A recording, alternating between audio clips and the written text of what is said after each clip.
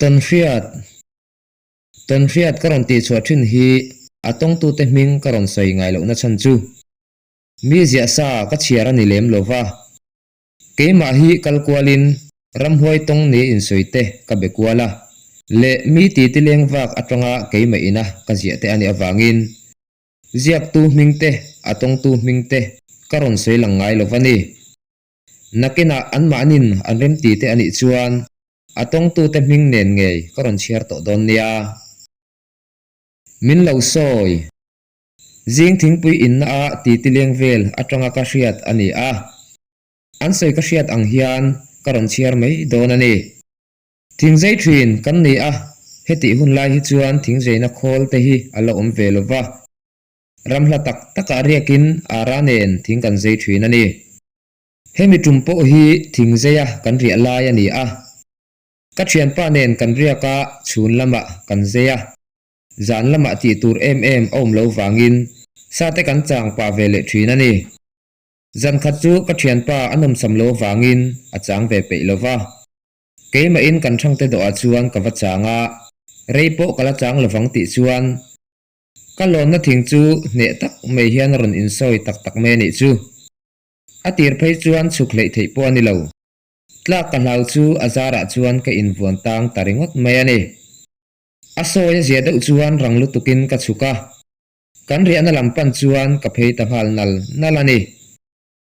ka va thlen chuan ka thian pa chuan iwa chang rei lo ve min ti a ka hril chuan rammi an ni chu ati meya amu vele meya zan kan mu chu kan chakram chu ari tru meya ka te khin dan ber chuan lo war ri hi ang ka ti khop me chutia kan sir velte ari tru alai chuan kan ria na chaka thingzar chu bal tur ang mai hian ari tru me ani chu min del mai kal ho wang chuan kan ria na tang chuan tlan chuak thutin thui deuh fe ka tlan man ti chuan ka thian pa chuan min ron au kira ron kal ro enge khate tlan vak mi ti a midel ka hlawa lom ka ti chuan rammi lova tan ni kha eng thing ma in adel lowang che ti khan mutop la naktu ka anwa na lai kan endon nia engma thingtlu a om lowang ati a atu ka chuan anwa na lai vel te chu kapol pa sei ang che chuan engma thingtlu le thing ing ki na alo om lo reng ani ti in an se ani mu thei lovin min lo pot atong tu soi angin he thil ka ton hun hi arei ve to a heti lai hi chuan kan khokong hi la metal lovani motor kal mu tur po awang khop mai ke hian kan kal mai zela kan khu atanga khonai ber hi kilometer sari velani a chu te chu ke in dar kar chan ve po kan kal ngai me lovani ma se tu na chuan kong puite alo thato a ke akal pe po kan om to lo hemi ka soi khwa ne na kan khokar konga hian ramhuai liam kon anti mai thin hi a oma atong ni in soi po an om nual mai ma se ke ya ma ne kal fo kani awang le ka ton ve ngai lo wangin lo em ka nei ngai lo chun lai ani boka ma se mi doi deuh chu chuna po ramhuai liam kon anti a chuan ton em nei lo ma se an tlan fo wani chutia ma nia ke akal ta chu kar lova ramhuai liam kon po chu ka thleng thuaya nidang ang thovin alo re le khop mai ma se vo in ni chu nidang ang lo keima chuan lo ruk na ka nei tlat amak ka ti a nidanga tiang hian ko om ngai si lo chu mi mun ka thlen te chuan ka hoi deuh zewa ka hnunga te chuan min lo chem tu om ang tak hian ka hele thin ka hlavin ka ngai bel nge ni kong chaka tang te chuan zuang thale dupri te ka hele thina ka hoilet la in engma mu tur om si lo chutia hlau ru deuh tak chunga ka kal lai chuan thli aron thode uvu ka kuta chuan thilken ka nei tatlat ka kut ke en chule sam hi kalau hum trau me ani chu hlau to sana ka lain ka sam ken chu the thuain katlan thut maya chutia katlan chu ka hnunga tang hian ne tak mai hian miron pi thu thuai me ani chu na soi man ani lo thole vatin katlan tanal nal me ani khuwa ka thlen ma chu ka ding chol le to lo athu kharnan ram huai te hian ran hun be deuh hi an nei aniang helai po hi ram huai kalkon an ti thin kha ani a nidanga engma ka tong ngai lo ma se vo in ni chu ram huai kal lai kanang fu ani che kang chu bakle kin khuwa ka tlan thleng thak mai alom ti in athil ton min hrilani damlai tha he thil hi haudeu angin langma se amak ka ti ve ema karon thai lang ve ange trum khat chu ka thian nu nen in bul ti fain in lo mang kan ti a kan in bul kan ti fai ma sa a kum thlang lam kan ti fai lai chuan ka thian nu nen chuan in zon te vin lam khat vela hla a chuan kan oma nim thlo pa chuan kan ti ti reng boka ka nim thlo fai sa da khom tuma ka in her chu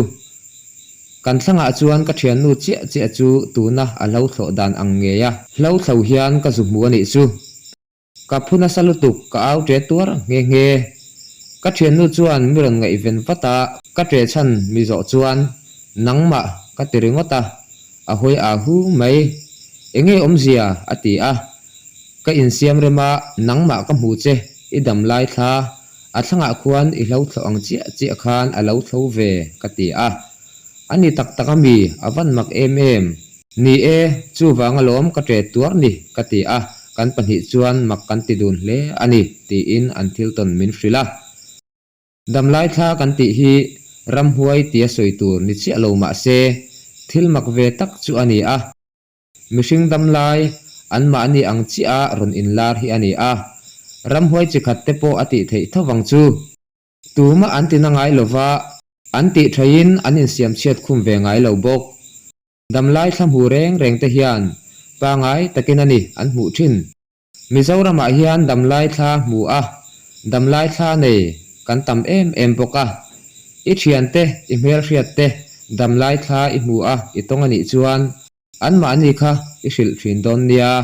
ti chuan are makanga dam reina an ti bok tak tak ni mo mi te atong tu soi angin kan pa te hi zu in thin an ni a zandanga chuan zu in thin ma se ron hot lai anei ngai lem lo hemi zan hi chu ka be sei ai aron ho hara ka ngai tu ang reng khop maya a chan chu zandanga aron hot lai ngai si lova ka ngai tu adeu chuan an omna tura karin kan khua a zuzuar om chhun te in chu kapan ta rengota hemi te in kal tur hian school kal tanga ngai ani torchlight nen chuan ka kal chowa ka thlen ma school ka kal pel tur chu school sir rirek chu ka hria a ka va hoi pheya laita ka chhun chu mihring ni ngei chuan ka hria ma se mihring tereuh te hi alo dinga mihring pa nga ya khatiang anga te kha puitlinga kala mulovani min ti hlau berzok tu chu torchlight ta ka en lai kha chuan mihring pa ngai ang chia kha ani a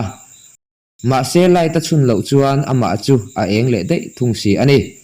mak ka ti box si ka hlau box si ka kaltum na po thleng ta lo chuan katlan hole taringot ani ti in